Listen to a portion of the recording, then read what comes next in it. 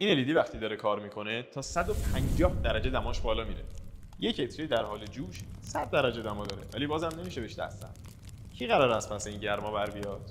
قهرمانی که ازش صحبت میکنیم این هیتسینکه. ولی چطوری باید به هیتسینک ایدئال برسیم؟ باید ببینیم چقدر از انرژی الکتریکی که به این LED میدیم تبدیل به گرما میشه که ببینیم چطوری اون گرما رو از بین ببریم. لامپ‌های قدیم اگر یادتون باشه اینطوری بود که 100 وات مثلا بهش انرژی الکتریکی میدادیم، طبق قانون پایستگی انرژی بین 2 تا 5 درصدش تبدیل به انرژی نورانی میشد و اون 95 درصد 98 درصد باقی مونده تبدیل به انرژی گرمایی میشد. برای LED N یعنی بازدهی یه عددیه بین 30 تا 40 درصد که ما به طور میانگین 35 درصد در نظر میگیریم. فرمول کلی ما رو به پاور دیسیپیشن یعنی اون قدرتی که باعث اتلاف میشه و به انرژی گرمایی تبدیل میشه میرسونه. اون گرمایی که میخوایم رو بهمون میگه. پس ما میایم پاور اینپوت یعنی پاور ورودی که مثلا برای یه LED 50 وات میشه همون 50 وات ضرب میکنیم در 1 منهای اون عدد بازدهی که اینجا گفتیم 35 درصد در نظر میگیریم. فرمول بعدی که ما باش کار داریم فرمولیه که مقاومت گرمایی کل مجموعه‌مون یعنی LED و هیتسینک و همه رو با هم دیگه بهمون میگه. پس میشه رزिस्टنس R مقاومت گرمایی، میشه دمای جانکشن یعنی دمای محل تقاطع این LED با هیتسینک منهای دمای آمبیانت محیط، دمای کلی محیط که یه چیزی هولوش 25 درجه دمای اتاق رو در نظر میگیریم به روی همین گرمایی که اینجا تلف میشه، یعنی انرژی که به صورت انرژی گرمایی از الکتریکی تلف میشه. بعد از اون ما میخوایم ببینیم مقاومت گرمایی خود هیتسینکمون چقدره که میشه این مقاومت کلی که اینجا به دست آوردیم منهای مقاومت اصطلاحاً جانکشن تو کیس یعنی مقاومت این قسمتی که زیر چیپ LED قرار داره. معمولاً توی دیتا شیت ها اون برگه‌ای که از اطلاعات خود LED وقتی میخواین خریداری بکنید داخلش نوشته میشه 1.5 درجه بر وات هست این عدد. حالا که ما اینا رو به دست آوردیم میدونیم چه گرمایی و چه مقاومت گرمایی باید واسه هیتسینکمون در نظر بگیریم. مرحله بعد چیه؟ اینی که ببینیم این گرما رو باید توی چه سطحی پخش بکنیم که به اون مقاومت گرمایی بخوره و بالاتر نره. پس میریم سراغ فرمول سطح. تو فرمول سطح ما چی میگیم؟ میگیم سطح ما میشه این گرمایی که اینجا به دست اومده به روی H چیه؟ میشه اون میزان حرارتی که معمولا انتقال پیدا میکنه در واحد سطح و هوا، میشه چیزی هولوش بین 5 تا 25 درجه سلسیوس که ما میایم حدودی اینو 10 درجه در نظر میگیریم. ضرب میکنیم در همین تفاوت دمای بین محل تقاطع و دمای اتاق. پس این فرمول هم اینجا بستیم. خروجی این فرمول سطح مورد نیاز رو به ما میده. اینجا هم که مقاومت گرمایی رو حساب کردیم، اینم برای کل مجموعه، اینم که گرمایی که میخواست تلف بشه. حالا هیتسینک ما یه سطح کلی داره.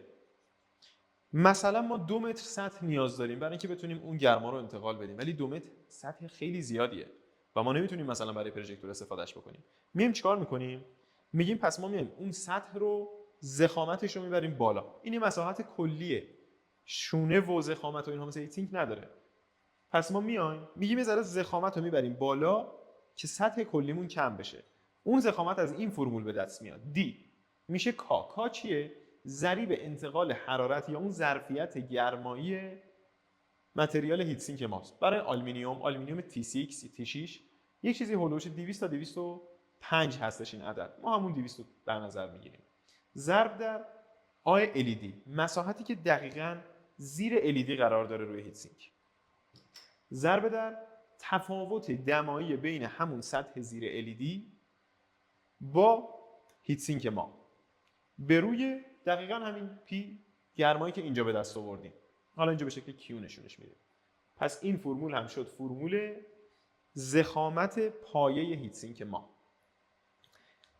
ولی بازم اون قدری که ما میخوایم حجم کار رو کم نمیکنه.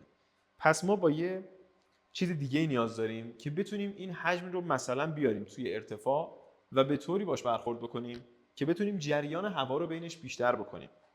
پس ما میایم این شونه ها رو ایجاد میکنیم. برای ایجاد این شونه ها به چی نیاز داریم؟ به این فرمول که بگه سطحی که روی شونه ها ما میخوایم چقدره. میگیم 2 ضرب در تعداد شونه ها ضرب در طولشون ضرب در ارتفاعشون. با استفاده از این فرمول سطح کلی که به شونه های ما انتقال پیدا میکنه به دست میاد و ما میتونیم حجممون رو کمتر و ضخامتمون رو بازم کمتر بکنیم. یه چیزی که تو ضخامت خیلی مهمه اینه که این خیلی نباید کم باشه. ضخامتی که کم باشه حرارت خوب انتقال نمیده و باعث ایجاد کانون گرمایی میشه. ما اینو نمیخوایم، میخوایم پخش باشه که بعدش هم بتونه به شونه ها انتقال پیدا بکنه. حالا میخوایم ببینیم اون حرارتی که انتقال پیدا میکنه بین شونه هامون چقدره. با استفاده از این فرمول به دست میاد. باز کیو میشه فرمول اصلی ما، فرمول اولمون که خیلی باش کار داریم. میشه H، همون عددی که گفتیم 10 در نظر میگیریم، اون عدد نرمال انتقال حرارت، ضرب در سطح شانه ها که در فرمول بالا به دست آوردیم، ضرب در K که میشه اون ظرفیت گرمایی آلومینیوم که 200 در نظر گرفتیم، ضرب در محیط یعنی این دور تا دور شونه ما و مجذور این عددی که به دست میاد ضرب در اختلاف دمای بین محیط و پایه هیتسینک ما، همین قسمتی که ضخامتش رو به دست آوردیم. حالا میخوایم ببینیم بازدهی شونمون چقدره که با توجه به اون بازدهی ضخامتشون رو تعیین بکنیم. به خاطر اینکه خب میخوایم بسازیمش دیگه، پس وقتی میخوایم سفارش بدیم باید بگیم هر کدوم از قسمتاش چه ابعادی باید داشته باشه. برای بازدهی شونه فرمولمون یکم پیچیده میشه چون یه تابع حضلولی ما اینجا خواهیم داشت. از طبق این فرمول میتونیم این بازدهی رو به دست بیاریم که یکی از پارامترهایی هم که باید به خاطرش اینجا ما فرمولمون رو تحت شعاع قرار بدیم پارامتر M. پارامتر M پارامتریه که به ما نشون میده چه میزان حرارتی از ضخامت پایه هیتسینک LED مون به سمت شانه ها به هوا منتقل میشه. پارامتر مهمیه و همون باعث میشه ما این T یا همون ضخامت مورد نظر هر کدوم از شونه ها رو به دست بیاریم. یه حالتی که یه ذره کار رو ساده تر میکنه برای ما اینه که بیایم این ضخامت رو 5 تا 10% از ارتفاع شونه هیتسینکمون در نظر بگیریم. ولی اگر بخوایم خیلی دقیق عمل بکنیم و جایی باشه که فضای ما کم باشه، حتما بخوایم بدونیم دقیقاً باید چه ضخامت و چه بازدهی رو در نظر بگیریم، از این فرمول میتونیم به دستش بیاریم. یه جنبندی تا اینجای کار داشته باشیم. ما گفتیم یه انرژی الکتریکی داریم که میاد به LED و بخشی از اون انرژی الکتریکی به انرژی گرمایی تبدیل میشه. اون گرما چقدره؟ با استفاده از فرمول اول به دستش آوردیم. بعد اومدیم گفتیم مجموعه‌ای که ما توی چراغمون داریم برای روشن کردن LED این یه ظرفیت، یه مقاومتی نسبت به گرما داره. بعد اومدیم با استفاده از فرمول دوم این مقاومت رو به دست آوردیم. بعد اومدیم گفتیم دقیقاً خود هیتسینک ما، اون چیزی که باید این گرما رو دفع بکنه که LED ما خوب کار بکنه و نوردهی داشته باشه چقدر باید باشه. با استفاده از فرمول سوم به دستش آوردیم. بعد گفتیم خب حالا این گرما و این مقاومت گرمایی باید توسط یه هیتسینکی با هم دیگه دفع بشن که LED ما نسوزه. پس اومدیم اون سطح مورد نظر رو با استفاده از این فرمول به دست آوردیم. بعد گفتیم حالا این سطحی که به دست اومده خیلی بزرگه، ما اینو باید یه کاری بکنیم که حجم کمتری بگیره، قابل استفاده تر باشه. پس اومدیم با استفاده از این فرمول ضخامتش رو محاسبه کردیم که چطور میتونیم با افزایش ضخامت سطحمون رو کمتر بکنیم. ولی باز اون قدری که میخواستیم حجم کار کم نشد و قابل استفاده نشد. پس اومدیم گفتیم این شونه ها رو اضافه بکنیم. برای استفاده از این شونه ها اول باید سطحشون رو به دست می آوردیم. بعد از سطحشون باید می اومدیم بازدهی و بعد از بازدهی ضخامت شونه هامون رو به دست می آوردیم. ما اینجا از قانون فوریه کمک گرفتیم و اینجا از پارامتر M کمک می گیریم. پارامتر M میاد بازدهی رو به ما میده و یکی از چیزایی هم که داخلش هست به ما میده این ضخامت T یا ضخامت شونه هامونه. ولی ما میتونیم یه کار ساده ترم بکنیم. معمولاً ضخامت شونه ها اگر ما نخوایم از فن کمک بگیریم و با جریان هوای عادی بخواد خنک بشه چراغمون هیتسینکش، تقریباً بین 1 تا 1.5 میلیمتر ضخامت لازمه. اگر ما بخوایم از جریان عادی هوا کمک بگیریم باید ضخامت شونه های هیتسینکمون یه چیزی بین 1-2 تا حد اکثر 3 میلیمتر باشه و بیشتر از 3 میلیمتر دیگه جریان هوا خوب نمیتونه خنکش بکنه. ولی اگر بخوایم از فن یا اصطلاحاً فورسد کانوکشن استفاده بکنیم برای خنک کردن هیتسینکمون، بین 1 تا 1.5 میلیمتر هم ضخامت برای ما کافی خواهد بود. البته باید بینم توجه داشته باشیم آلومینیوم به نسبت فلز نرمیه و برای اینکه مقاومت کافی داشته باشه ترجیحاً زیر 1 میلیمتر نباید ضخامتمون رو بیاریم. این شد جمع‌بندی ما تا اینجا. مرحله بعد می‌خوایم توضیح بدیم چطور یک فن مناسب برای هیتسینکمون انتخاب بکنیم که باز هم بازدهی بیشتری داشته باشیم و بتونیم نسبت به ضخامت کمتر دفع حرارت بیشتری داشته باشیم. البته اینم در نظر بگیرید توی این فرمول هرچی عدد ما به 1 نزدیکتر باشه نشون میده نسبت به طول کمتر ما دفع حرارت بهتری داریم توی هیتسینکمون. پس یعنی از فضامون بهتر میتونیم استفاده بکنیم. برای انتخاب فن مناسب باید به 2 تا نکته توجه بکنیم. نکته اول اون حجم هوایی که فن ما بین پره های هیتسینک، بین شونه های هیتسینکمون میدمه. البته ما 3 مدل میتونیم فنمون رو ببندیم و استفاده بکنیم. یه حالتش اینه که به صورت کانالیزه کنار هیتسینک قرار میگیره و بین شونه ها میدمه، هوای گرم رو بیرون میکنه. یه حالت اینه که روی هیتسینک بسته میشه و هوا رو هل میده بین شونه ها. یه حالت هم اینه که هوا رو حالت مکندگی از بین شونه ها به سمت بیرون پرتاب میکنه که البته این حالت از اون حالتی که بخواد دمیدن داشته باشه بین شونه ها عملکرد پایینتری داره، ضعیفتره، ولی خب سرصداش هم کمتره. باید ببینیم اولویتمون چیه.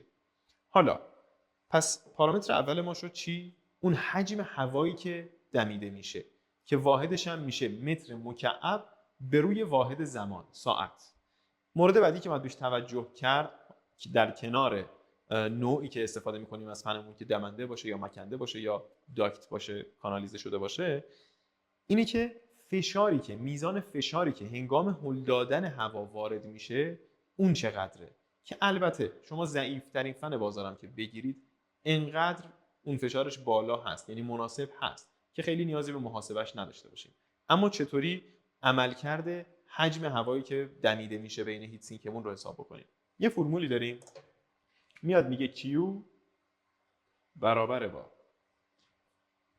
این فرمول اولی که به دست آوردیم، که البته اینجا ببینید ما وقتی داریم فن استفاده میکنیم یعنی اصطلاحاً LED مون های پاوره، قدرتش بالاست. پس میایم همین پاور اینپوت که بالاترین میزان ورودی انرژی هستش رو میذاریم داخل فرمول. پاور دیسیپیشن که همون پاور اینپوت رو میذاریم اینجا برابر با I اینپوت ضرب در ضریب ثابت 600